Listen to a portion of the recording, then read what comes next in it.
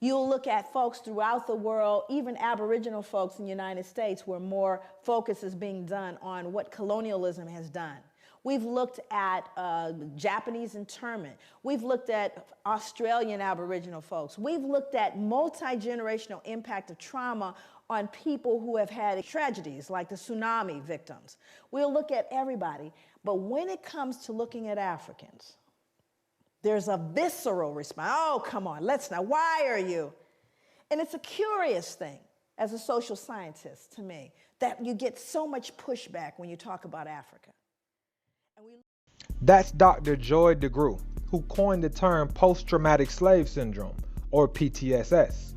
Dr. DeGruy teaches social work at Portland University with an educational background consisting of a PhD in social work research, a master's degree in both social work and clinical psychology, and a bachelor's of science in communication. She compiled more than a decade's worth of research into her theory of P.T.S.S., going on to publish her findings in her book, Post-Traumatic Slave Syndrome, America's Legacy of Enduring Injury and Healing. P.T.S.S. is not to be confused with PTSD, or post-traumatic stress disorder, which develops in some people after a dangerous or shocking event that can leave the affected scared or stressed even when no danger is present. It's important to note, PTSD can also arise from sudden events like the death of a loved one. P.T.S.S., however, is described as a cultural trauma, developed within the African American community as a result of centuries of chattel slavery, followed by the institutional racism that continues today, preventing healing or treatment. Basically, P.T.S.S. is a collision of racism, violence, and slavery. The perpetrators of slavery adopted the practice of dehumanizing Africans they enslaved in early America. The process of maintaining white superiority was to institute non-white inferiority. The relationship between slave and slaveholder was that of fear of one another. Slaveholders used violence to control those they enslaved out of fear of slave rebellions. The fact slaveholders were outnumbered by slaves and isolated from immediate help on their plantations was a reason given for the violence they submitted on slaves for even minor offenses.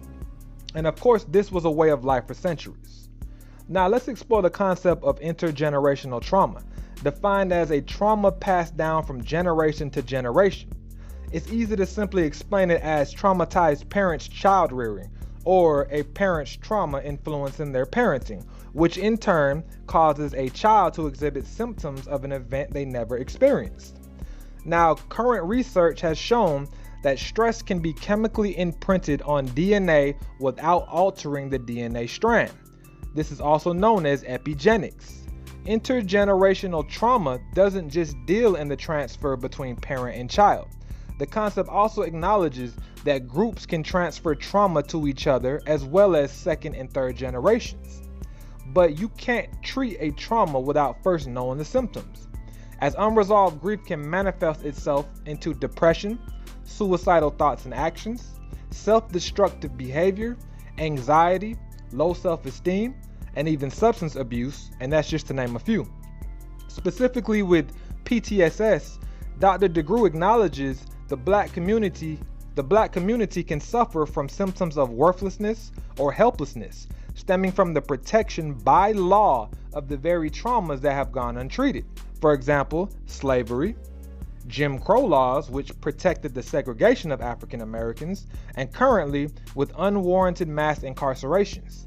These examples have contributed to behavior adapted out of survival within the black communities.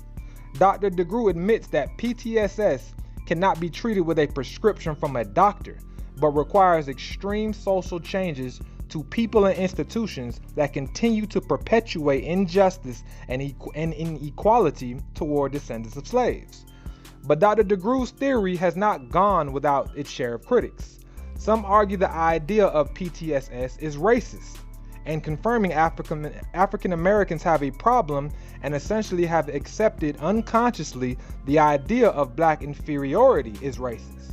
Arguments have arisen that slaves felt equal to whites, barring their economical and political status.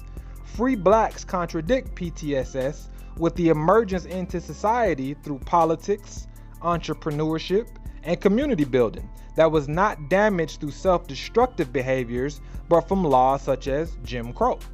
I myself do not view PTSS as racist, but more of a theory in its infancy that deserves to be taken seriously through more research. The idea of intergenerational trauma is an idea I never considered but find fascinating in the complexities of the unknown. What do you think?